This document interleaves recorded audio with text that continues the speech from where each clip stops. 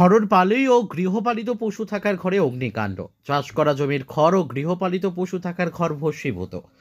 অসহায় হয়ে পড়ে আদিবাসী পাড়ার তপন সোরেন। পূর্ব বর্ধমান জেলার মন্তেশ্বর ব্লকের মধ্যম গ্রামে খড়ের পালুই ও গৃহপালিত পশু থাকার ঘরে অগ্নিকাণ্ডের ঘটনা।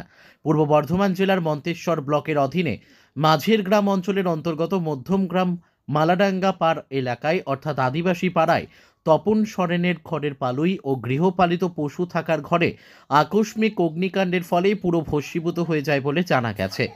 কি করে যে অগ্নিকাণ্ড ঘটেছে পরিবারের পক্ষ থেকে বুঝে উঠতে পারছেন না।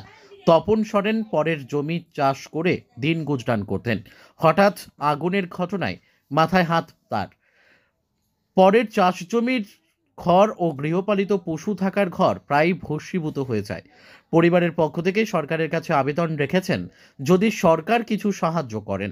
জানা যায় আগুন লাগার পরে প্রথমে গ্রামের লোকজন আগুন নেভানোর কাজে হাত দেন। পরবর্তী পর্যায়ে মন্তেশ্বর থানার পুলিশের পক্ষ থেকে মেমারির অগ্নি নির্বাপক দপ্তরের গাড়িকে খবর দেওয়া হয়। ঘটনাস্থলে একটি অগ্নি নির্বাপক গাড়ি পৌঁছায়। অগ্নি নির্বাহী গাড়ি পৌঁছে আগুন নিয়ন্ত্রণে আনেন। যে পরিমাণে খড় বাঁচানো গেছে তা কোনো কাজে লাগবে না বলে এলাকার সাধারণ মানুষ জানান। ঘটনাস্থলে উপস্থিত ছিলেন মন্তেশ্বর থানার পুলিশ। ব্যুরো রিপোর্ট, আমাদের টিভি। এখানে ঘটনাটা কি ঘটেছে দাদা? এখানে ঘটনা ঘটেছে বলতে কি একটু আগুন লেগেছে আমি ঠিক জানি না। তো ফায়ার ব্রিগেডের গাড়ি এসে দিয়ে এসে নিপুণ করছে, বহু টাকার ব্যাপার। তা গরিব মানুষ, আমরা আগুন লেগে গেছে। কি কি নষ্ট হয়েছে বলে মনে হচ্ছে? ওই খড়ের পালা নষ্ট হয়েছে, একটা চালা নষ্ট হয়েছে। খড়ের পালা, চালা, ধানেরগুলো আগুন ধরে গেছিলো। আগুন ছিটকে যাওয়ার জন্য ধানেও বহু টাকা ক্ষতি হয়েছে। এটা কোন জায়গা? এটা মালাডাঙ্গা পাড়, এটা কোন গ্রাম? মধ্যম গ্রাম। আপনার নাম? আমার নাম লক্ষ্মীকান্ত সাঁতরা। আপনি এই গ্রামের বাসিন্দা নাকি? আমি এখানেও বাসিন্দা। স্যার আজকে কোন জায়গায় এসেছেন এবং কী কারণ?